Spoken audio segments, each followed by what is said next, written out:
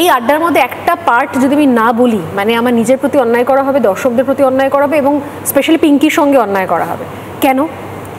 ভরপুর তোর কভারেজ চলছে, লাইভ যাচ্ছে, আমি দেখলাম তুই খুব লাফিয়ে লাফিয়ে একদম বুমটুম নিয়ে জিজ্ঞেস করছিস কোথা থেকে এসছেন। সে বলছে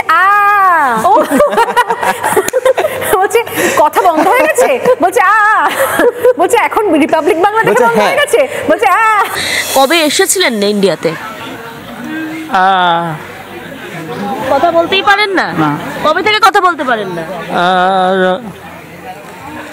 কথা বন্ধ হয়ে গেছে হঠাৎ করে রিপাবলিক বাংলা থেকে? বুঝলাম, ভাষাগত একটা প্রবলেম হচ্ছে না? এটা ভাষাগত প্রবলেম পিঙ্কি, এটা ভাষাগত প্রবলেম। ভাষাগত প্রবলেম। আমি সুধাংশুদার সঙ্গে আমার এই স্টোরিটা জানার খুব ইচ্ছে, মানে এত এনজয় করেছি। ওই প্রথম দিন, একদম প্রথম দিন যেদিন আমি গেলাম, সেদিন এত লোকজন বলে ফেলেছে, তারপর আমি তাদেরকে বলতে চাইছি না তারা কোন পেশার সঙ্গে যুক্ত আছে, কারণ বহু বই যে বলছিলাম না, বাইরে থেকে বেশ কয়েকজন লোকজন এসে বলছে বলবে না, কথা বলছো কেন। তো তারা যখন তাদেরকে সাবধান করতে শুরু করলো, এবং আমি গিয়ে খুব নিরীহভাবে আমি জিজ্ঞেস করলাম আপনি কোথা থেকে এসেছেন, কোন দেশ, তো তখন উনি বুঝলেন যে কথা না বলাটাই শ্রেয়।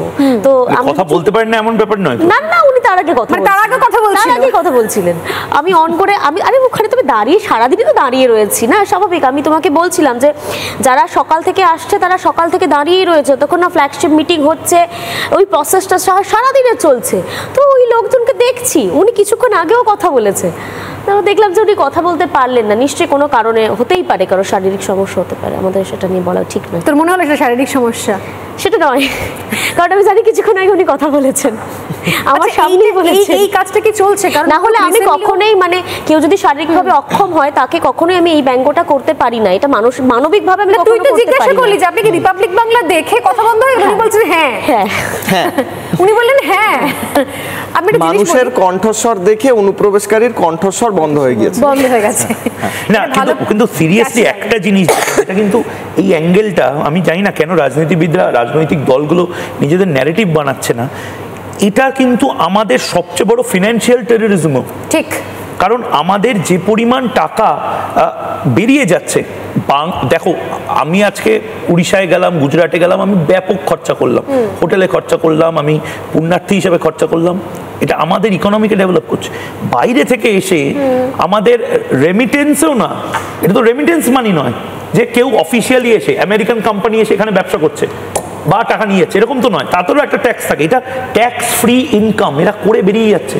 বাংলাদেশের ইকোনমি ডেভেলপ করছে, গুরুত্বপূর্ণ হচ্ছে ট্যাক্স ফ্রি একদম। মানে এই যে আরে দাদা, এই যে ডলারে যে বিভিন্ন কন্টেন্ট ক্রিয়েটার হোক, বিভিন্ন আইটি ফার্ম হোক, তারা ডলারে টাকাটা পায়, তাদের একটা ট্যাক্স দিতে হয়, রেমিটেন্স মানি। বলছি এই যে রাজমিস্ত্রির কাজ, রাজমিস্ত্রিতে যে খালি এটা সিমেন্টে নিয়ে যায়, মিস্ত্রি তো 700 টাকা, 700 থেকে 1000 টাকা মিস্ত্রি, যে মিস্ত্রি সে 700 থেকে 1000 টাকা নেয়, যে কেবলমাত্র ইটটা দিয়ে দেবে, যে কেবলমাত্র মাখিয়ে দেবে, মানে চুন বালি মাখাবে, চুন না সেই সিমেন্টের বালি মাখাবে, এরা কিন্তু প্রত্যেকে 400 টাকা করে পায়।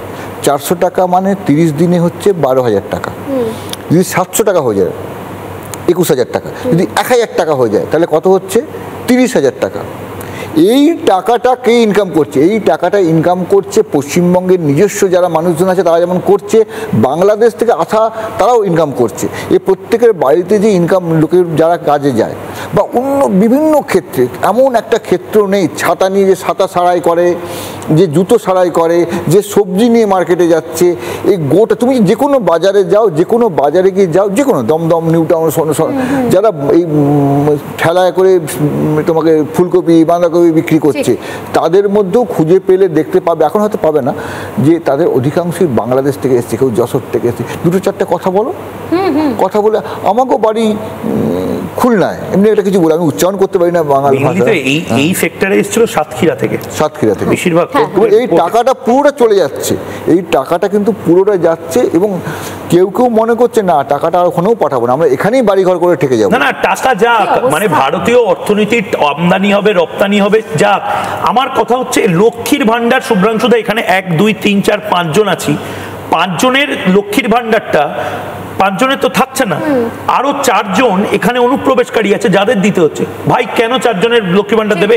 আমাদের এখানকার মুসলিমদের দাও, আমাদের এখানকার হিন্দুদের দাও, 1000 টাকা সালেমা বিবিকে দাও, স্বর্ণালীকেও দাও, ময়ূককেও এই যে এই সব বিভিন্ন ভাতার কথা বলে, ময়ূককে দাও, মকবুলকে দাও, ভারতের ময়ূককে দাও, ভারতের মকবুলকে দাও, কেন বাংলাদেশি মকবুলকে দেবো? একদমই তাই, এটাই প্রশ্ন হয়ে দাঁড়াচ্ছে। মানি প্ল্যান্টে কি পয়সা হচ্ছে নাকি আমাদের? মানি প্ল্যান্ট তো নাই, আমাদের টাকাগুলো কি হবে? নানা ধরনের কন্টেন্ট দেখার জন্য লাইক করুন, শেয়ার করুন আমাদের ফেসবুক পেজ, সাবস্ক্রাইব করুন আমাদের ইউটিউব চ্যানেল। পাশাপাশি অন্যান্য ব্রেকিং নিউজের জন্য অবশ্যই চোখ রাখুন রিপাবলিক বাংলায়।